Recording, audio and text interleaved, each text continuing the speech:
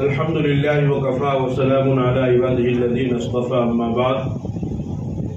اعوذ باللہ من الشیطان الرجیم بسم اللہ الرحمن الرحیم لقد كان لكم في رسول الله أسوة حسنة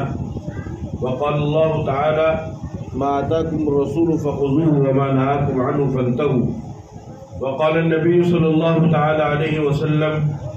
من سن في الإسلام سنة حسنة فله أجرها وأجر من عمل بها من غير أن ينقص من أجورهم شيئا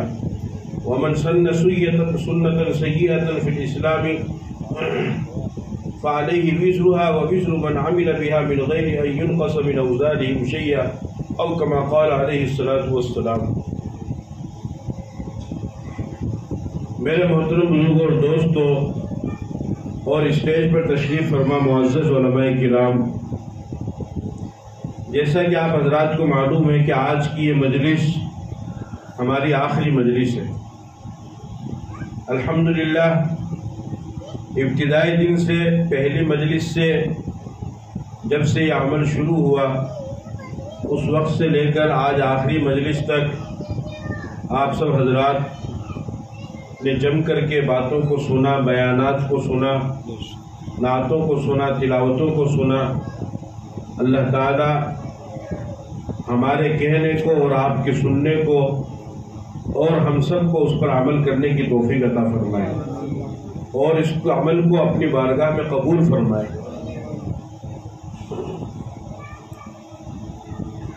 قرآن کریم کی ایک آیت میں نے آپ کے سامنے تلاوت کی ہے جس میں اللہ رب العزت نے ارشاد فرمایا لَقَدْ كَانَ لَكُمْ فِي رَسُولِ اللَّهِ أُسْوَةٌ حَسَنَةٌ، کہ اے لوگوں تمہارے لیے اللہ کے رسول کی زندگی میں اسوہ ہے اور بہترین اسوہ ہے، بہترین نمونہ ہے، مثالی نمونہ ہے۔ یعنی اللہ تعالیٰ نے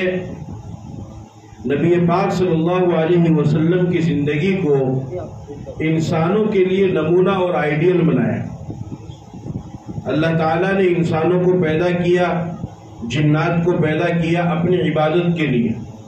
وَمَا خَلَقْتُ الْجِنَّ وَالْإِنسَ إِلَّا لِيَعْبُدُونَ، کہ میں نے جنات اور انسان کو اپنی عبادت کے لیے پیدا کیا۔ اب عبادت کا طریقہ کیا ہوگا؟ کون سے وہ کام ہوں گے کہ جس سے اللہ راضی ہوگا؟ کون سے وہ کام ہوں گے کہ جس سے اللہ ناراض ہوگا؟ کون سے وہ اعمال ہیں کہ جس کے کرنے سے اللہ کی رضا نصیب ہوگی؟ کون سے وہ اعمال ہیں کہ جس کے کرنے سے اللہ کی ناراضگی ملے گی؟ ظاہر سی بات ہے کہ بندہ ان چیزوں کو نہ جان سکتا ہے نہ سمجھ سکتا ہے، تو اللہ رب العزت نے ان تمام چیزوں کو بتانے کے لیے، سمجھانے کے لیے نبیوں کا سلسلہ چلایا۔ نبی کسے کہتے ہیں؟ نبی کہتے ہیں ہوا انسان بعثہ اللہ تعالی الی الخلق لتبلیغ احکامہ۔ نبی کہتے ہیں اس انسان کو کہ جس کو اللہ تعالیٰ نے اپنے مخلوق کے پاس میں اپنا احکام اور پیغام پہنچانے کے لیے مبعوث فرمایا ہو، اسے نبی کہا جاتا ہے۔ تو اللہ پاک کے جو احکامات ہیں، اللہ کے جو حکم ہیں، وہ اللہ تعالیٰ جبرائیل کے ذریعے سے اور فرشتوں کے ذریعے سے پیغمبر تک پہنچاتے ہیں، اور پیغمبر کی نسبت سے پھر وہ احکام بندوں تک پہنچتے ہیں۔ پیغمبر بتلاتے ہیں کہ یہ اعمال کرنے کے ہیں، یہ اعمال نہیں کرنے کے ہیں، ان اعمال کو کرنا ہے، ان اعمال سے بچنا ہے۔ جو کرنے والے اعمال ہیں ان کو حلال کہا جاتا ہے، جائز کہا جاتا ہے۔ جو نہ کرنے والے اعمال ہیں ان کو حرام کہا جاتا ہے، ناجائز کہا جاتا ہے۔ اور زندگی کے ہر گوشے میں پیغمبر اس کی رہنمائی فرماتے ہیں، اس کی اصلاح کرتے ہیں۔ کھانے کا شعبہ ہو یا اسی طریقے سے تعلیم کا شعبہ ہو، عبادت کا شعبہ ہو، عقائد کا ہو، معاملات کا ہو یا کسی بھی طرح کا ہو، پیغمبر ہر شعبے میں رہنمائی فرماتے ہیں، اصلاح کرتے ہیں، اس لیے کہ اللہ تعالیٰ نے ان کو اسی کے لیے مبعوث فرمایا ہے۔ تو نبی دنیا کے اندر آتے ہیں اور وہ آ کر کے لوگوں کو بتلاتے ہیں کہ تمہیں یہ کام کرنا ہے اور یہ نہیں کرنا۔ جس طریقے سے عبادات میں سب سے اہم جو عبادت ہے وہ نماز ہے، اس کا بہت بڑا مقام ہے. اللہ تعالیٰ نے بے شمار مقامات پر اس کو ذکر فرمایا اقیموا الصلاۃ وآتوا الزکاۃ، نماز قائم کرو اور زکوٰۃ ادا کرو. اور ایک جگہ فرمایا ان الصلاۃ کانت علی المؤمنین کتابا موقوتا، کہ نماز ایمان والوں پر وقت مقررہ پر فرض کی گئی ہے. جو 5 وقت ہے، فجر کا سورج نکلنے سے پہلے، ظہر کا سورج ڈھلنے کے بعد، عصر کا سورج چھپنے سے 1.5 گھنٹہ پہلے، مغرب کا وقت ہے سورج چھپنے کے بعد، عشاء کا وقت ہے مغرب کے 1.5 گھنٹے کے بعد. یہ جو 5 وقتہ ہیں، ان وقتوں میں اللہ تعالیٰ نے جو نمازیں فرض فرمائی ہیں، ان تمام کو پیغمبر نے بیان فرمایا. اب اس نماز کا طریقہ کیا ہوگا؟ چنانچہ حدیث کی کتابوں میں آتا ہے. تو اب نماز اللہ تعالیٰ نے فرض فرما دی. اب نماز کے اوقات کا بھی جاننا ضروری ہے اور نماز کا طریقہ بھی جاننا ضروری ہے. تو اللہ تعالیٰ نے لگاتار 2 دن حضرت جبرائیل علیہ السلام کو بھیجا، اور جبرائیل علیہ السلام نے آپ کی امامت فرمائی. اور پہلے دن جبرائیل علیہ السلام نے اول وقت میں نماز پڑھائی اللہ کے نبی کو 5 ٹائم کی، اور دوسرے دن میں جبرائیل علیہ السلام نے آخری وقت میں نمازیں پڑھائی اللہ کے نبی کو 5 ٹائم کی. اور پھر اس کے بعد میں جبرائیل علیہ السلام نے فرمایا ھذا وقتک ووقت قبل الانبیاء، کہ یہ آپ کا وقت ہے اور آپ سے پہلے جتنے انبیاء گزرے ہیں ان کی عبادتوں کا یہ وقت ہے. تو اب دیکھیے یہاں پر اللہ تعالیٰ نے نماز کو فرض فرمایا، پھر اس کو بتانے کے لیے، اس کو سمجھانے کے لیے اللہ رب العزت نے جبرائیل علیہ السلام کو بھیجا. نبی نے جبرائیل علیہ السلام سے سیکھا، اور پھر نبی نے صحابہ کو بتلایا، اور صحابہ نے پھر ہمیں بتلایا. تو اس طریقے سے جتنے بھی اعمال ہیں، ہر کھانے کا طریقہ، پینے کا طریقہ، سونے کا طریقہ، مجلس میں بیٹھنے کا طریقہ، اور ایک انسان جب پیدا ہوتا ہے تو بچپن میں اس کے اوپر کیا حقوق ہے، پھر جوانی میں اس کے اوپر کیا حقوق ہے، پھر جب وہ نوجوان ہوتا ہے، جب وہ شادی شدہ ہوتا ہے، شوہر بنتا ہے، تو شوہر بننے کے بعد اس کے اوپر کیا حقوق ہے، پھر وہ باپ بنتا ہے تو باپ بننے کے بعد اس کے اوپر کیا حقوق ہے.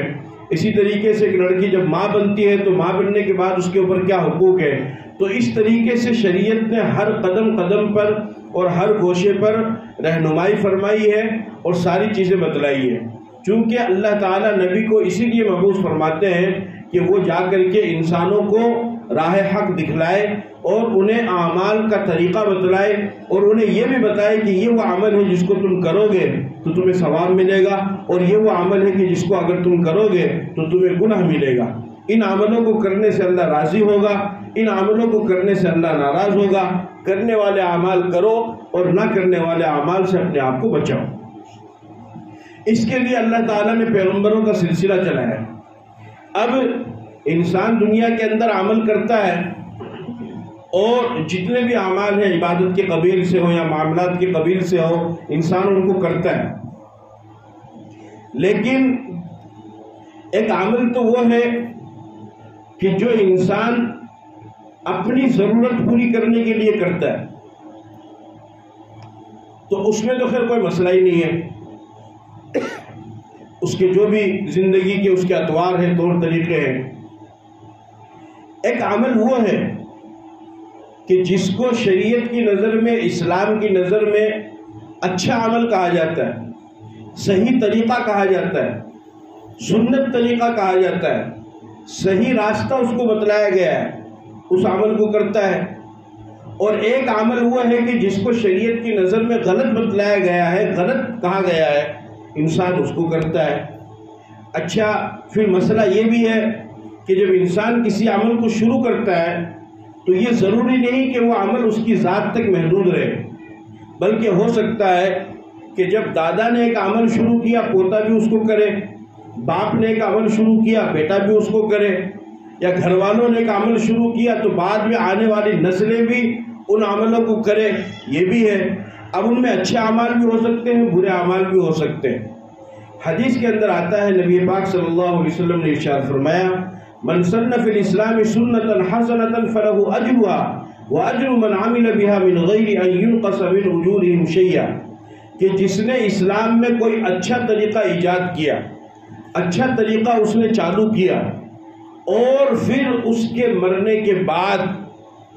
والے لوگ نے اس کے اس طریقے کو زندہ رکھا اور وہ لوگ اس کے طریقے پر چلتے رہے تو اللہ کے نبی صلی اللہ علیہ وسلم نے ارشاد فرمایا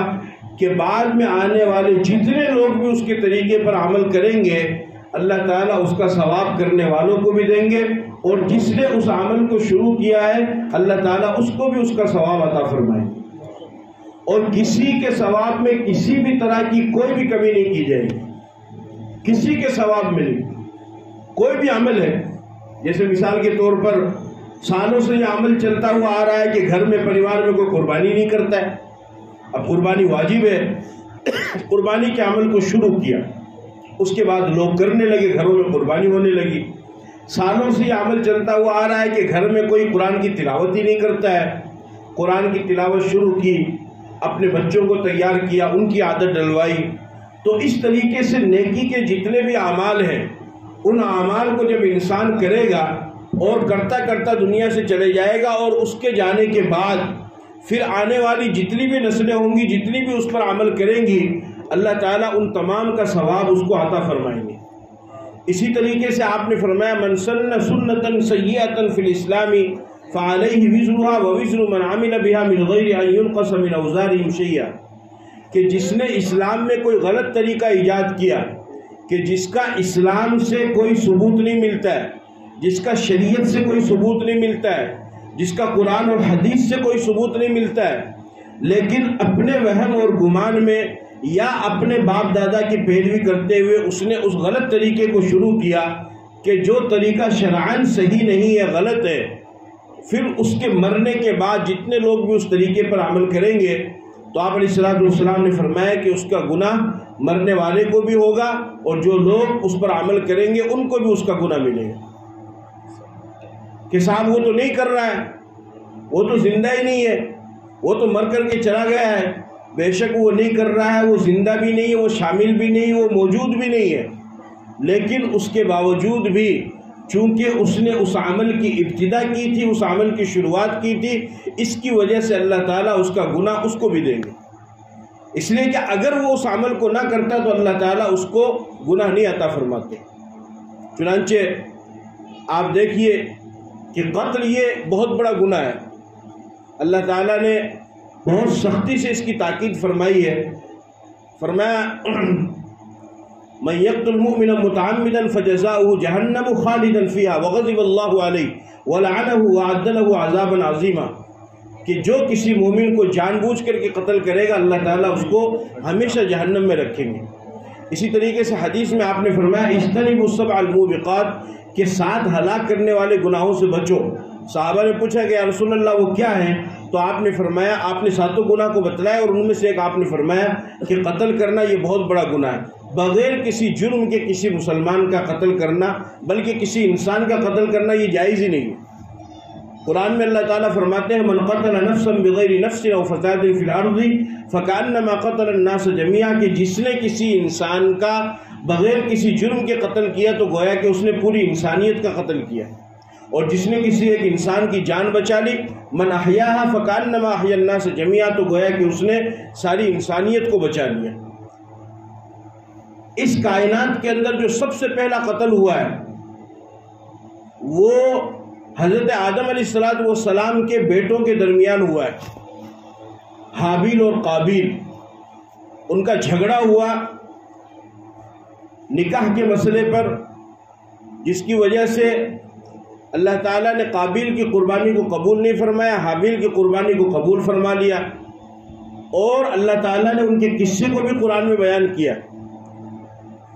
جب قابیل کی قربانی قبول نہیں ہوئی، اذ قرب قربانا فتقبل من احدهما ولم يتقبل من الاخر قال لاقتلنك، تو قابیل اپنے بھائی سے کہنے لگا کہ میں تو تجھے قتل کروں گا۔ حابیل نے کہا لئن بسطت الی یدک لتقتلنی ما انا بباسط یدی الیک لیقتلک، کیوں؟ انی اخاف اللہ رب العالمین، کہ اگر تو مجھے قتل کرے گا تو بدلے میں تجھے قتل نہیں کروں گا۔ بہرحال قابیل نے اپنے بھائی حابیل کا قتل کر دیا۔ یہ کائنات کا سب سے پہلا قتل تھا۔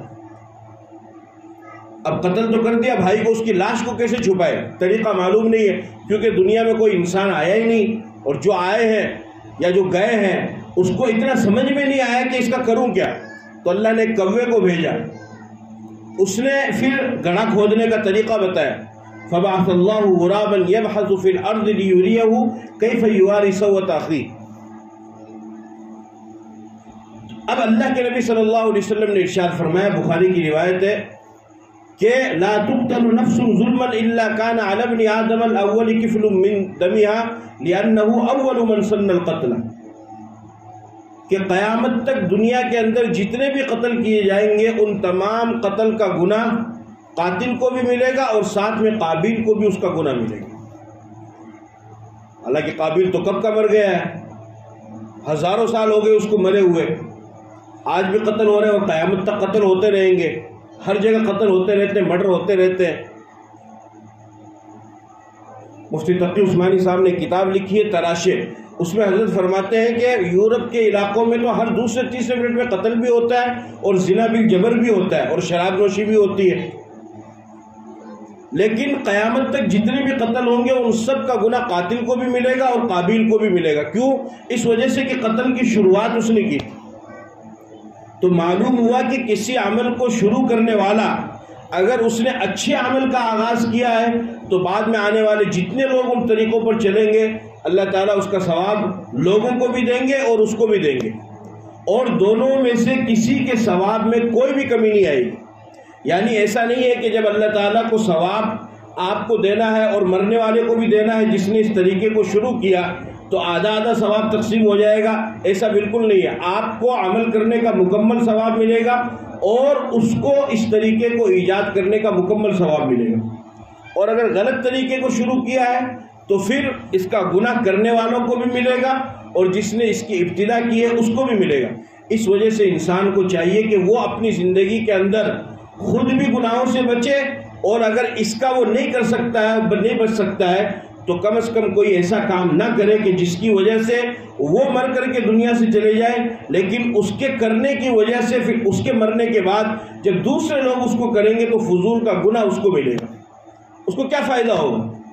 جیسے آج کل ہمارے نوجوانوں میں یہ وبا عام ہے، آج کل تو موبائل کا زمانہ ہے، کسی کے پاس کوئی فلم آئی کہ صاحب میں تجھے سینڈ کر رہا ہوں، اس نے اس کو واٹس ایپ پہ سینڈ کر دیا یا اس کا لنک شیئر کر دیا، یا پھر جو ہے تصویریں تھیں کچھ اڑیا تصویریں ان کو شیئر کر دیا، یا کچھ گانے تھے جو غلط ہیں جو موسیقی اسلام میں حرام ہے ان کو شیئر کر دیا۔ اب اس کے بعد جب اس کا بھی جب وہ تمہارا دوست ہے تو اس کا بھی کوئی دوست ہوگا، اس نے اپنے دوست کو شیئر کر دیا۔ اس طریقے سے ہو سکتا ہے کہ اس کرنے والے نے تو توبہ کر لی ہو، اس کرنے والے نے تو توبہ کر لی ہو، لیکن ان لوگوں نے توبہ نہیں کی، اور اگر خدا نہ خواستہ یہ دنیا سے چلا گیا تو پھر وہ لوگ تو اس کے بھیجے ہوئے اس غلط چیز کو پیغام کو پڑھیں گے، سنیں گے، دیکھیں گے، تو فضول کا گناہ اس کو ملے گا، تو آپ کو کیا فائدہ ہوگا؟ کچھ بھی فائدہ نہیں ہوگا، اس لیے کہ اس کی ابتدا آپ نے کی تھی، اس کو شیئر آپ نے کیا تھا، اس کو شائع آپ نے کیا تھا، لہذا اس وجہ سے اس سے احتیاط رکھنا چاہیے۔ اور یہ ساری باتیں میں نے اس وجہ سے عرض کیا آپ حضرات کے سامنے کہ محرم الحرام کے مہینے میں خاص طور پر 10 دنوں میں لوگ مختلف طریقوں سے عمل کرتے ہیں، اس میں تعزیہ داری بھی ہے، اس میں ڈھول تماشا بھی ہے، اس میں ناچ گانا بھی ہے، اس میں باجا گاجا بھی ہے۔ ابھی میں وہاں پر مرکز مسجد کے پاس دکان میں بیٹھا ہوا تھا، وہاں پر بھی ایک تعزیہ جا رہا ہے، چند نوجوان بڑے شوق و ذوق کے ساتھ میں اور فخر کے ساتھ میں جو ہے اس کو لے کر کے جا رہے تھے اور نعرہ لگا رہے تھے۔ میں نے کہا بیٹا حضرت حسین نے تو نماز کی سجدے کی حالت میں اور اس وقت لڑائی کی حالت میں بھی انہوں نے نماز کو ترک نہیں کیا، تو آپ پڑھتے ہو کہ نہیں پڑھتے ہو؟ بولے مولوی صاحب انشاءاللہ، یعنی اور نماز کے لیے انشاءاللہ، اور یہ جو کام ہے اس میں جو عملی طور پہ کر کے دکھانا ہے، یاد رکھو یہ سب فضول ہے، اس کا اسلام سے شریعت سے کوئی تعلق نہیں ہے،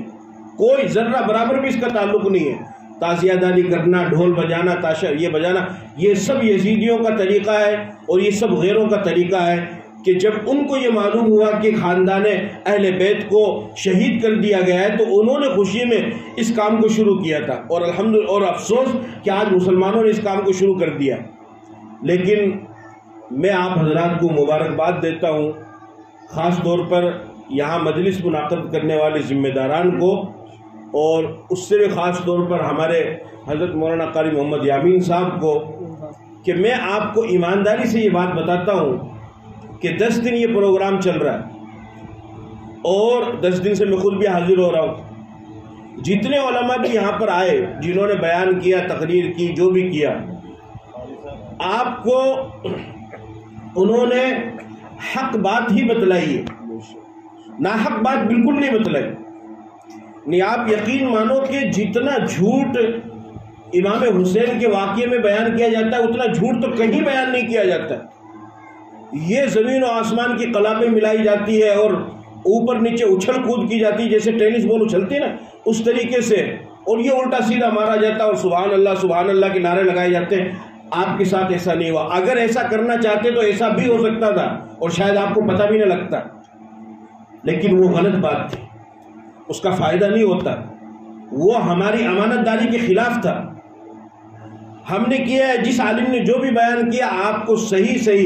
سچی ایمانداری کے ساتھ میں آپ کو شریعت بتلائی ہے، آپ کو اللہ کے نبی کا صحیح پیغام آپ کو پہنچایا ہے، اور واقعہ کربلا صحیح طریقے پر آپ کے سامنے بیان کیا گیا ہے، اور واقعہ کربلا اور شہادت حسین سے جو پیغام ملتا ہے وہ صحیح معنی میں آپ کے سامنے بیان کیا گیا ہے. اور شاید اسی کی برکت ہے اور آپ حضرات کے بھی اخلاص کی برکت ہے. اس وجہ سے کسی بھی پروگرام کی کامیابی کے لیے مجمع کا بڑا ہونا ضروری نہیں ہوتا ہے. شور شغب کے لیے اور بتلانے کے لیے تو مجمع کا بڑا ہونا ضروری ہوتا ہے. آپ یقین مانو